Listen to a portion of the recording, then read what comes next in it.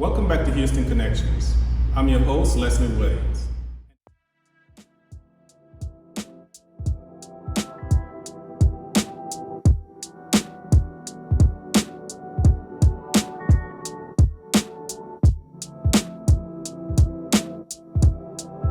Today, our guest is Ms. Tonette Pipkins. I met Tonette a few years ago at a real estate event that she was invited to as a lender. Over the years, I came to know Tonette a little bit more. However, through a colleague, I learned an interesting story about Tonette. So today, our conversation is not completely about her job as a mortgage lender. She has, in my opinion, an interesting story to tell about how she became to be where she is at today as a mortgage lender and a branch manager of Nation's Reliable Lending here in Kingwood, Texas. You'll hear it right here today on Houston Connections. Stay tuned.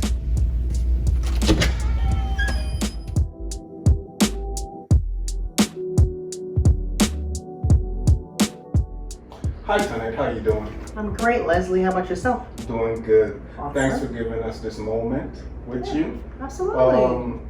You have a lovely view here in your office. Can you tell us what you do here at NRL Mortgage? Yes. Thank you for the compliment. I'm a loan officer here at NRM Mortgage. I've been at this particular location for about 4 years. Been in the business a little bit over 10 years or so, give or take. Okay. Yeah. So we want to know about how you got started in the mortgage lending business. But first, take us back to your origins. Where were you born and did you grow up there? Yes, okay. I'm from Shreveport, Louisiana. And yes, I was born and raised in Shreveport. That's where I'm from. What was it like as a little girl growing up there in Shreveport? Coming up in Shreveport, you truly had to live within your dreams. Because I came from a rough area.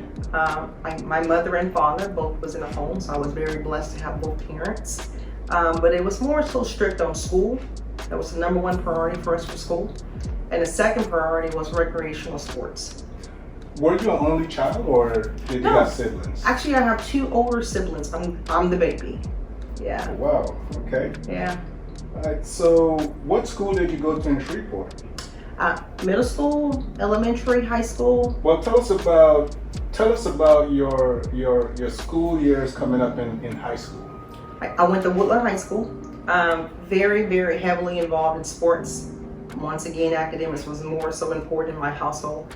But I pursued basketball and track, and my heart was track. I started running track when I was about 7 years of age. Were you any good? Yeah, I would say. Yeah. Okay. I was Olympic hopeful. Oh, wow. I had my eyes on Olympics. My middle sister, her name is Penny, she was more so the motivator for me.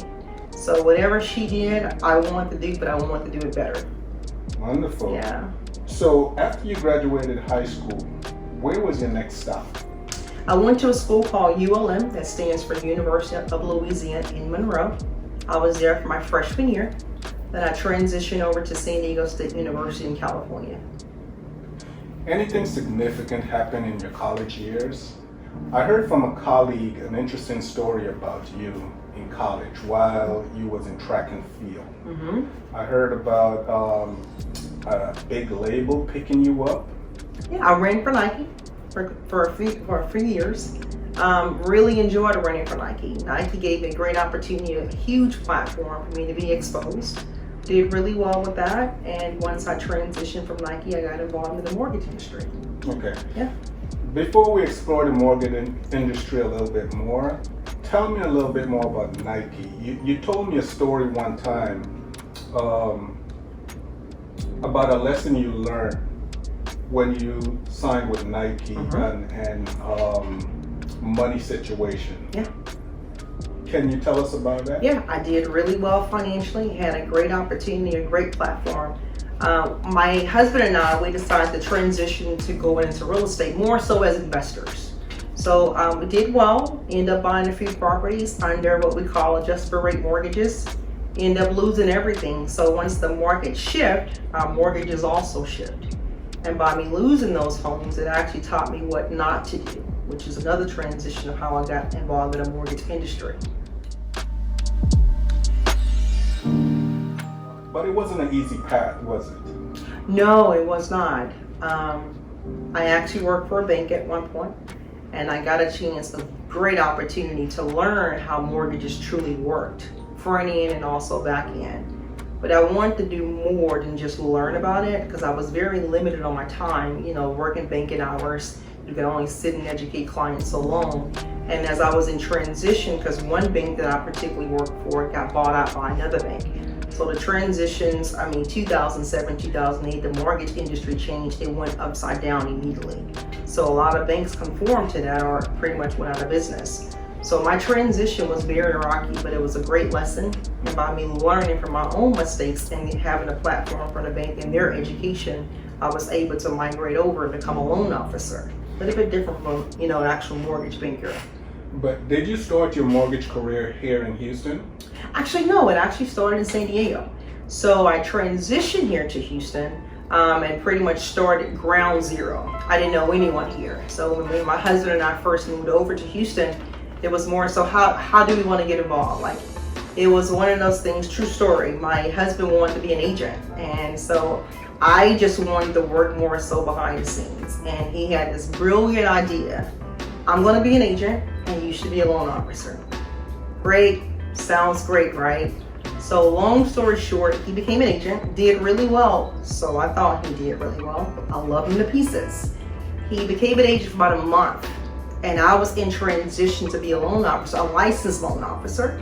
Okay. So he realized it wasn't for him, but I was already vested. Right. I'm like, babe, you should have told me that, before I got vested. But master electrician, he's great at what he did. That was his natural craft.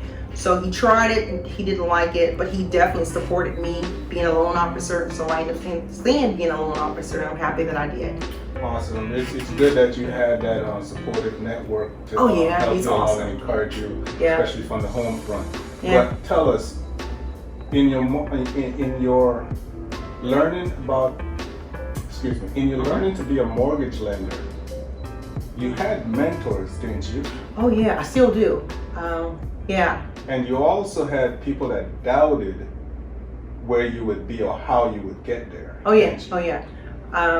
I'll be more than happy to share that story. So I worked for one particular mortgage company, and that was the only company that gave me an opportunity when I first came to Houston, because I had no experience as a licensed loan officer, and did all the work, learning the systems in and out, just tenacious of wanting to get in front of people.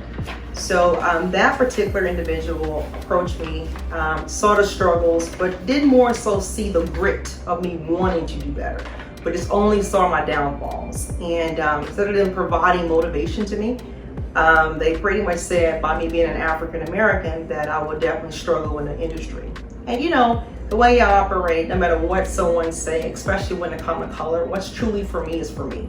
Once I work to get it, it doesn't matter, right? So my mind frame was already prepared to embrace any negativity because my mind was already set on what I wanted to obtain. But long story short, she told me that in this industry that unfortunately African Americans would never work together. That will be a hard blow for me. Agents normally stay within their own community.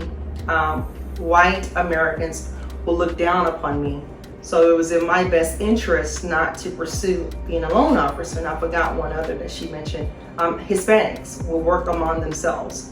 But the opposite is true, because I took what she gave me, and I actually thanked her because they gave me more ammunition to be exposed to all races, all creeds, all kinds, to give a voice and educate. So because of her, that actually propelled me for the career and position that I'm in right now. Believe it or not, she is one of my mentors, but she actually doubted me and told me that I couldn't do it.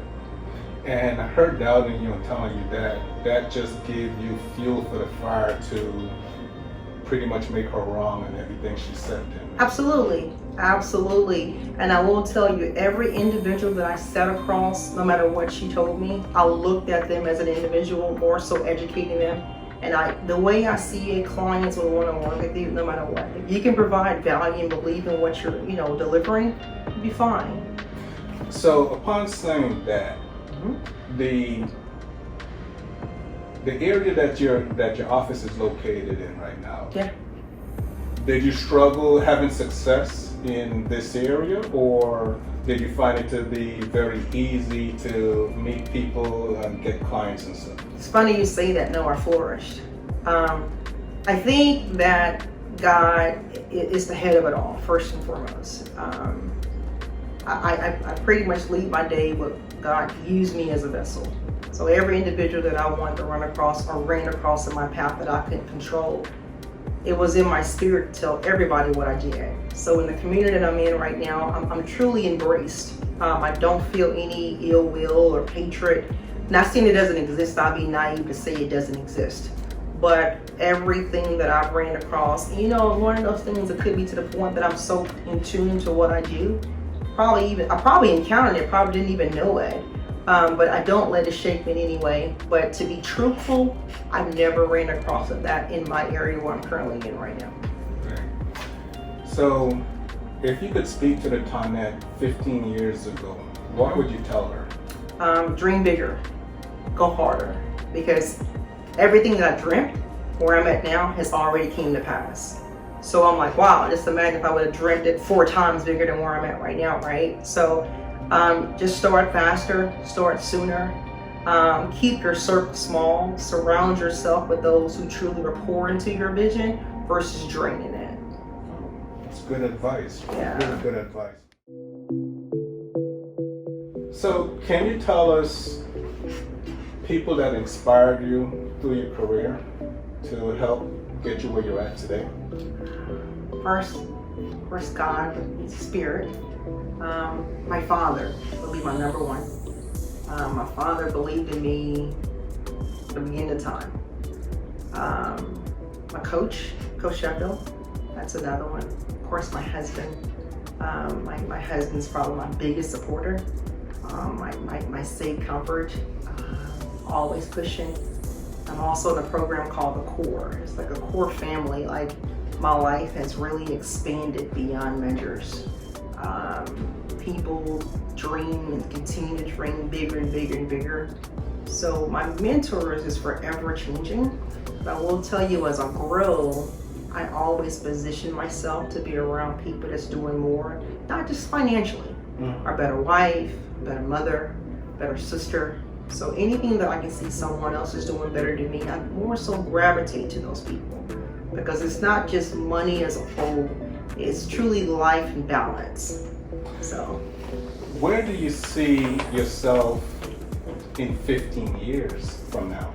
wow, 15 years from now, probably Dubai. In Dubai? Yeah. Wow. Yeah, I definitely want to live there for quite some time. Got a little bit more years ahead of me to be able to do that, but personal-wise, definitely I would love to be in Dubai.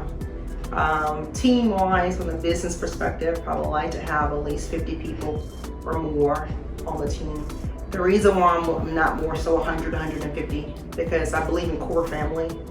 You hire the right quality people, truly take great care of them, pour into them, make them feel wanted. Most likely they won't leave you. And don't just look at them as more so, this is what I want you to do. How can we embrace, how can we grow together? I want to be in the mix of people that want to be on my team and is willing to grow versus become stagnant. You said earlier that you're a mom. Yeah. How is it being a mom and still being a leader in the industry? Wow. I consider myself super mom. Finding balance. I think my son make it easy for me, and what I mean by that, he's also into sports, and I don't have to be the soft one, right? We're very, very, very competitive, but also competitive to a sense that he still enjoy what he's doing. So being present, my son is another person that actually motivates me. I don't want to sound cliche, but he's truly an anchor. He's my why, for success, because I really do believe in leaving an inheritance, not only for my son, but my children's children. That's important for me. Oh, Yeah. wonderful. Is he into track and field too? Actually, not track. Basketball is something he really, really enjoys, and swimming. Wow. Yeah. Well, we're happy that you shared your story with us today. We really appreciate it, and hopefully our viewers could learn something from your story. Yeah. In my opinion, when I first heard your story, I thought it was inspiring. I thought that some of the things I heard, you said that the struggles you went through, Yeah. trials and stuff, and still you are where you are today as a result of it. I just thought that was truly a blessing. Thank you. So thank you again for sharing your story with us on Houston Connections.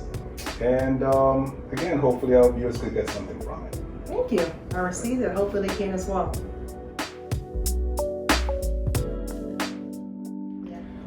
The last word is yours. Take us out. Share with us whatever you want to, however you want to take us out.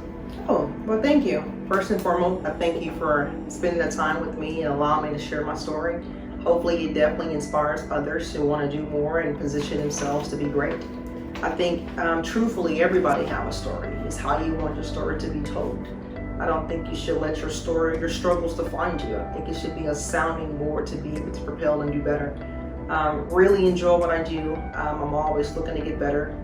So I'm always looking for feedback, good or bad. If it's good feedback, how can I tweak it to make it better? If it's great feedback, I feel like how can I get better? So it's more so just being mindful, staying humble. That's very important for me. I even teach my son that no matter what comes your way, as you prosper and get better and better, not just financially, keep in mind other things as well. Right. Always stay humble. Always be willing to teach. I feel like knowledge is so important. People always say knowledge is powerful. Actually it is, in a sense. Applied knowledge is powerful. You can give anybody knowledge. If you don't apply it, it means nothing. So I just say as you grow, always be willing to help others. Teach someone, not just eat for a day, but to eat for a lifetime. Wow. Yeah. Inspiring. Tell the viewers how they could contact you in case they're looking for a good mortgage lender here in Houston, Texas. Absolutely. So my cell phone number is 281-627-6910. It's probably the best way to get a hold of me. Feel free to call me, text me, more so Instagram. If you want to follow me on Instagram, it's my first, Tonette Pipkins, your loan officer. It's another way to find me. Facebook, it's my first and last name, Tonette Pipkins. And what about your email? Email, my first name, Tonette.Pipkins @ N as in Nancy, R as in Robert, L as in Lima, mortgage.com. Thank you. You bet. Thank you. Thank you for staying till the end of the video. I hope Tonette's story was just as inspiring to you as it was to me. Please, don't forget to like, share, and subscribe to Houston Connections, and we'll see you around the city.